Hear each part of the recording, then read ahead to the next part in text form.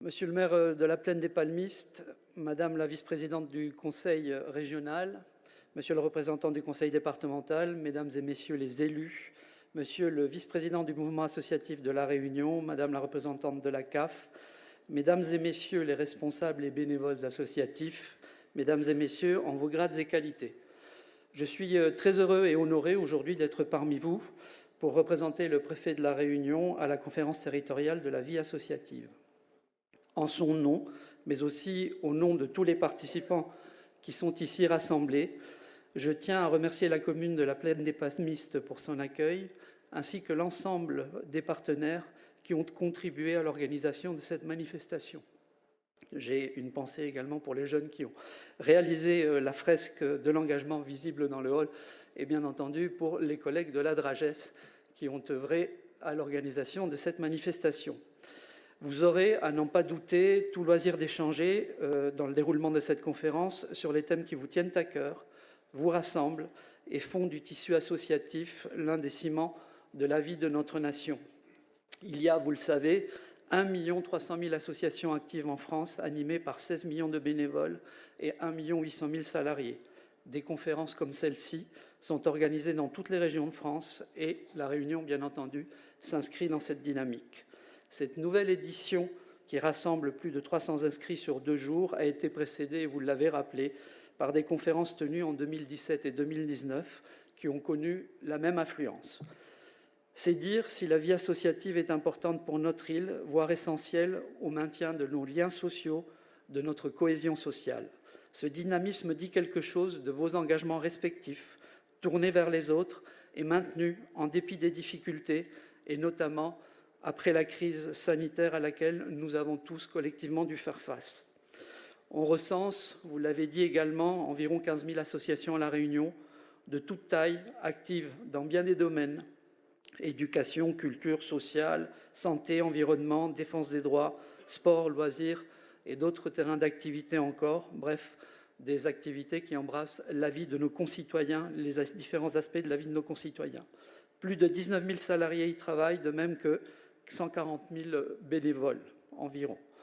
Près d'un emploi associatif sur 2 relève du secteur social et s'adresse à des publics fragiles, à nos concitoyens les plus fragiles, qui sont en demande de soutien.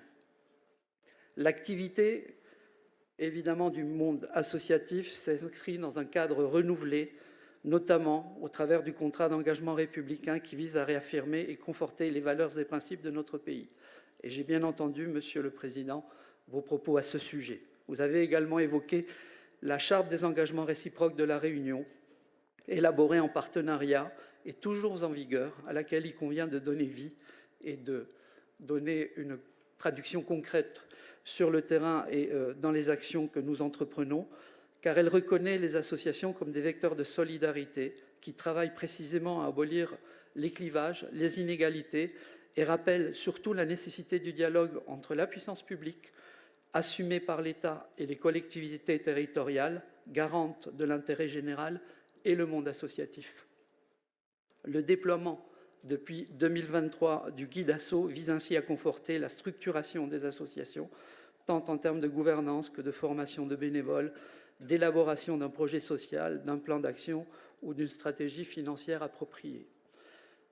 Je saisis cette occasion, et j'obéis en cela aux directives de la Drages, pour vous rappeler à toutes et à tous que la date limite de dépôt des demandes, des appels à projets pour le Fonds de développement de la vie associative est fixée au 25 février, comme vous le savez, avec bien entendu des priorités, actualité oblige, qui s'articulent autour de la promotion des Jeux olympiques et paralympiques. Mesdames et messieurs, je vous invite sincèrement à poursuivre votre engagement et à donner du sens par votre action à la devise de notre pays qui unit la liberté à de beaux principes que sont l'égalité et la fraternité.